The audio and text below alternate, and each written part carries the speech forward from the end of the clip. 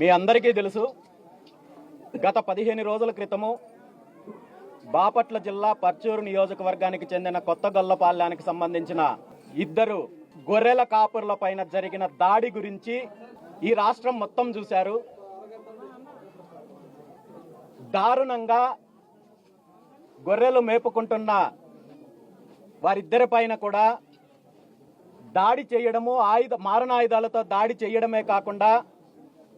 నీచమైన పదప్రయోగం చేస్తూ కులం పేరుతో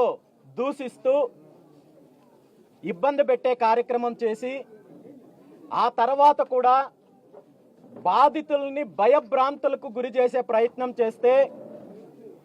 ఎవరైతే ఈ సంఘటనకు సంబంధించిన నిందితులున్నారో వాళ్ళ సంబంధించి చర్యలు తీసుకోవాలని కొంతమంది అధికార పార్టీకి సంబంధించిన నాయకులు, గ్రామ పెద్దల దగ్గరికి బాధితులు వెళ్తే బాధితులకు న్యాయం చెయ్యకపోగా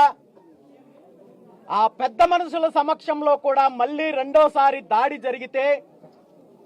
ఏం చెయ్యాలో తెలియని భయంతో